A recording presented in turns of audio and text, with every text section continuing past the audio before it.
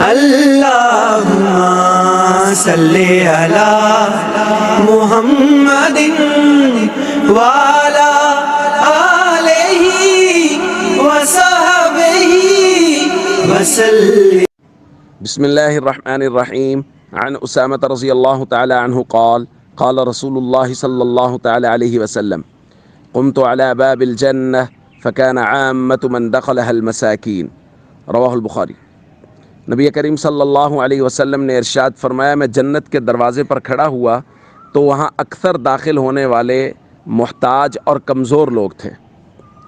پھر فرمایا وَأَصْحَابُ الْجَدِّ مَحْبُوسُونَ، اور جو مالدار لوگ ہیں ان کو روک دیا گیا تھا کہ ان کے مال کا حساب و کتاب ابھی باقی ہے۔ دوستو، حدیث کے اس حصہ میں دو طبقوں کو کچھ اشارات دیے گئے ہیں، ایک ہے مساکین کا طبقہ اور ایک ہے مالدار لوگوں کا طبقہ۔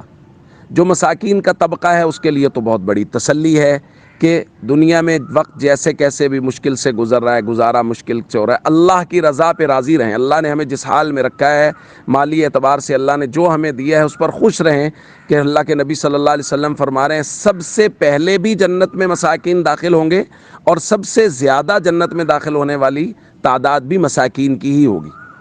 اور دوسرا اشارہ ہے مالدار لوگوں کو، اصحاب الجد، فرمایا گیا ان کو روکا جائے گا ان کے مال کے حساب و کتاب کے لیے۔ تو اس لیے مالدار لوگ وہ مال کی پوری دیکھ ریکھ کریں کہ مال حلال طریقے سے آئے اور حلال جگہوں پر خرچ ہو۔ اس لیے مال کو دین کے راستوں پر خرچ کریں، نیکی کے راستوں پر، یتامہ، مساکین، مساجد، مدارس پر خرچ کریں، تاکہ قیامت والے دن مال کا حساب ہو تو ہمارا مال دین کے راستوں پر خرچ ہوا ہو۔ السلام علیکم ورحمۃ اللہ وبرکاتہ۔